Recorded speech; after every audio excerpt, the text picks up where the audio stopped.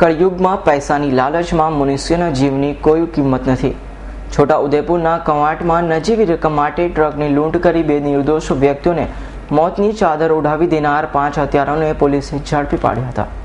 ગત 28મી ફેબ્રુઆરીએ છોટાઉદેપુર જિલ્લાના કવાંટ તાલુકાના કડીપાડી ગામે ગેસ્ટ હાઉસની પાછળ ખાડ કૂવામાં બે અજાણ્યા વ્યક્તિઓના વિકૃત હાલતમાં મૃતદેહ મળી આવ્યા હતા। મૃતદેહને જોતા તે મહિના અગાઉ ખાડ કૂવામાં નખાયા હોવાનું જણાવ્યું હતું। બનાવ અંગે પોલીસે તપાસ કરતા આ મૃતદેહ 21 જાન્યુઆરીએ સુરતથી ટ્રક સાથે ગુમ થયેલ રાજસ્થાનના કુશલગઢના લક્ષ્મણ વડતા મહિડા અને ઉસ્તાદ કુલજી કટારા કે જેઓ ટ્રકના ડ્રાઈવર ક્લીનર હતા તેઓની હોવાનું જાણવા મળ્યું હતું। વધુ તપાસ કરતા ચોંકાવનારી વિગતો પ્રકાશમાં આવી હતી। ટ્રક મધ્યપ્રદેશના કુલગામ ગામે બિનવારસી મળી આવી હતી અને તેમાં લોહીના ડાઘા તેમજ લોહીવાળી લાકડી મળી આવતા મરનારની હત્યા કરાઈ હોવાનું બહાર આવ્યું હતું। પોલીસે હત્યાનો ગુનો નોંધી લાશ કવાંટ વિસ્તારમાંથી મળી હોવાથી આસપાસના વિસ્તારમાં ઘનિષ્ઠ તપાસ આદરી હતી। દરમિયાન પોલીસના ખાનગી બાતમીદારો મારફતે હકીકત મળી હતી કે હત્યામાં પીપલદી ગામના મુકેશ તેરસિંહ રાઠવા તથા બકલા ગુરુજી રાઠવા અને મોટી ચીખલી ગામના નજરુ ભીમસિંહ રાઠવા સંડોવાયેલા છે। પોલીસે ત્રણેયની પૂછપરછ કરતા સમગ્ર હકીકત બહાર આવી હતી અને ટ્રકને લૂંટી લેવાના ઈરાદે હત્યાનું કાવતરું ઘડનાર ભાવનગરના રહેવાસી અને સુરત ખાતે કામ કરતા હિંમત લવજી મકવાણા અને દેવરાજ ઉર્ફે દેવા ભગવાન વાઘેલાના નામો બહાર આવ્યા હતા। હત્યારા મુકેશ અને બકલા સુરત હીરા ઘસવાનું કામ કરતા હોય સુરત ખાતે ટ્રક ડ્રાઇવિંગ કરતા હિંમત અને હીરા ઘસવાનું કામ કરતા દેવરાજ ઉર્ફે દેવા સાથે મિત્રતા હતી। એક દિવસ પૈસાના લાલચુ આ ચારેય પૈસા કમાવાનો શોર્ટકટ શોધી કાઢ્યો અને ટ્રક લૂંટી તેને મધ્યપ્રદેશમાં વેચવાનું કાવતર ઘડી નાખ્યું।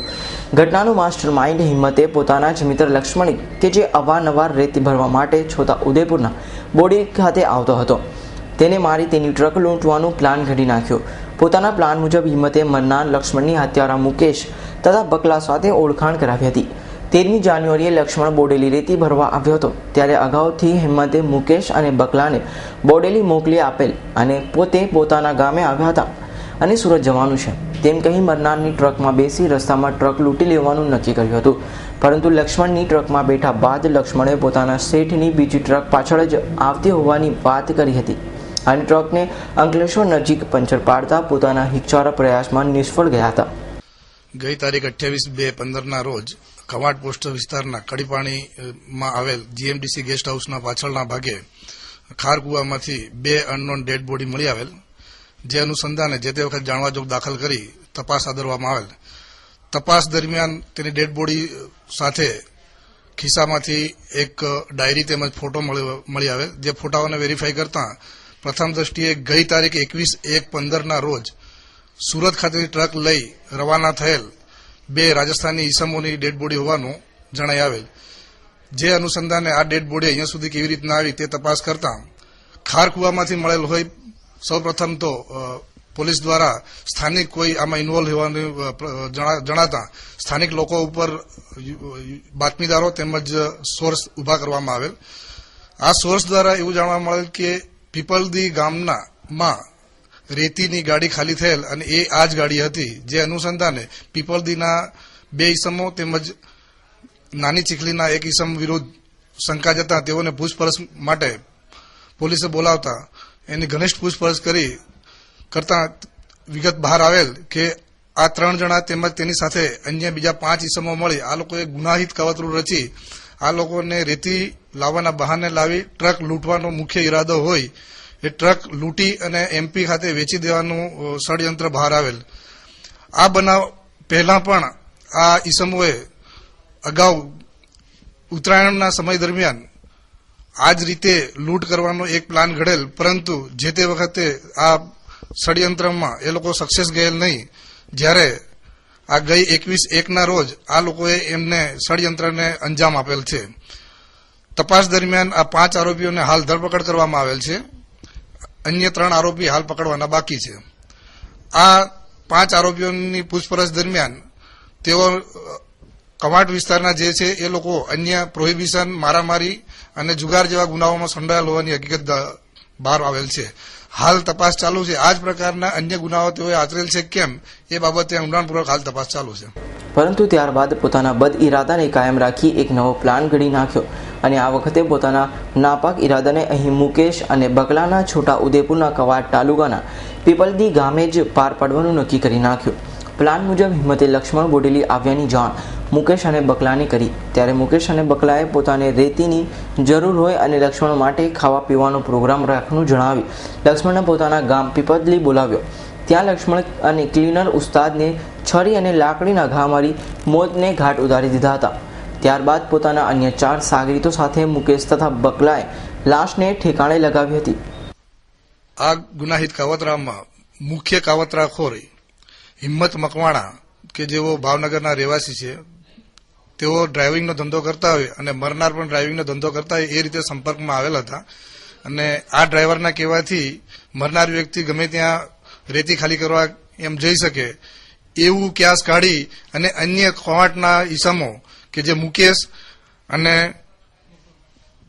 બકલો 2 જણને તૈયાર કરી અને ટ્રક વેચવા માટે ત્રીજા નજરૂને તૈયાર કરી આ લોકોએ આખું ગુનાહિત કાવતરું રચેલ અને ટ્રકમાં રેતી લાવી અને ત્યાં બોલાવી અને ખાવા પીવાનું નક્કી કરી અને પછી આ કાવતરાને અંજામ આપેલ છે. આ કાવતરામાં ભાવનગરના 2 આરોપી છે, જેમાં દેવરાજ અને હિંમત. જ્યારે એ સિવાયના અત્યારે પકડાયેલ આરોપીમાંથી 3 આરોપી કવાંટ પોસ્ટે વિસ્તારના પીપળદીના મુકેશ અને બકલો, જ્યારે નાની ચીખલીના નજરૂ કરીને એમ કહીને 5 આરોપીને પકડવામાં આવેલ છે. આ 5 પકડ્યા પછી અન્ય 3 આરોપી જે પકડવાના બાકી છે નાની ચીખલીના છે. તો અમે બોડેલી જાય, બોડેલીથી પછી અમે આવ્યા, પછી ઘર લાવીને મરઘી બનાવીને દારૂ પીવડાવીને પછી અમે સરો મારી દીધેલો. પછી ત્યાં નાખી આવેલા કડી પાણી. કેવી રીતે નાખ્યા હતા? કડી પાણી ગાડીમાં ખાલી લઈ ગયા હતા. શેના વડે માર્યો હતો તમે? એના કહેવાથી અમે ખુશામાં અમે દારૂ પીને મારી દીધો હતો. શેના વડે? ગાડી વેચવા અમે પૈસાના લાલચમાં. સરાથી મારેલો સાહેબ. સરાથી માર્યા પછી શું કર્યું? પછી ઠોસામાં વીટીને પછી ઉપર ચડાવી દીધો હતો કેબિનમાં. પછી શું કર્યું? પછી ત્યાં ગયા અમે લઈને. ક્યાં આગળ? કડે પાણી. શું કર્યું? ત્યાં ગાડી ઉભી રાખીને પછી નજરૂને હું ખાલી બોલાવા એટલો જ ગયો હતો. પછી અમે જોયેલું હતું. હવે એનું નામ ચડી ગયું સાહેબ. અમે જોયું હતું, અમારે ત્યાં હારી છે, ત્યાં જોયું હતું. પણ પછી અમે ત્યાં નાખીને પછી વળતા અમે ખેરાવતા જે ખાતરીઓ હતો ને ડ્રાઈવર, એને બીજો એક માણસ હતો, એની જોડે એ લઈને ગાડી મૂકી આવેલા એમપીમાં. અમે ખેર છૂટા થઈ ગયેલા 6 વાગે સાહેબ. ખાડ ગોવા કેવી રીતે નાખ્યો? એ પકડી નાખ્યો હતો સાહેબ. 2 બાજુ પકડી નાખ્યો હતો, હાથમાં અને પગમાં. ઉતાણી પહેલાની વાત છે કે અમારે આ કામ કરવાનું હતું, પણ તે દી લક્ષ્મણની ગાડીમાં પેસેન્જર તરીકે બેહાડવાનું મેં કીધું હતું. ફોન કર્યો હતો મુકાને. પછી મુકાનો નંબર આપ્યો હતો કે પછી મુકાએ એને ફોન કર્યો હતો લક્ષ્મણને કે લક્ષ્મણ તું ક્યાં પહોંચ્યો? તે લક્ષ્મણે કીધું હતું કે હું આવું છું. તે દી અહીંયા પેસેન્જર તરીકે મેં એને ગાડીમાં બેહાડ્યા. તો પછી અહીંયા લક્ષ્મણ એને લાવ્યો. પછી એને જોટો કાંક ફાટી ગયો કે પંચર પડ્યું એવી રીતની મને પહેલા વાત કરેલી લક્ષ્મણે. કે તે દી અમારે કઈ કામ થયું નતું. મુકેશનો પેલા ફોન આવ્યો હતો કે મારા માટે કે ઓલો લક્ષ્મણ ક્યાં પહોંચ્યો છે. તે મેં એને કીધું કે એ અત્યારે બોડેલી નીકળવા તૈયાર થયો છે સુરતથી, એ ત્યાં બોડેલી આવશે. મેં એમ કીધું તું ત્યાં જાજે, પછી ત્યાં રેતીની ગાડી ભરીને તમે અહીંયા તમારે ઘેરે વૈયા જાજો. પછી મુકેશનો ફોન રાતે આવ્યો કે ઓલો આપણે કામ કરેલું થઈ ગયું છે, રાત્રે 1:30-2 વાગે. શા માટે કર્યું તમે? આ અમારે પૈસાની જરૂર હતી એ માટે છે. શું પૈસાની શું જરૂર પડી? બધાનો ભાગ સરખો પાડવાનો હતો સાહેબ. કેટલા જણનો? 5 જણ. ઇકબાલ શેખનો રિપોર્ટ, S9 ન્યૂઝ, છોટાઉદેપુર.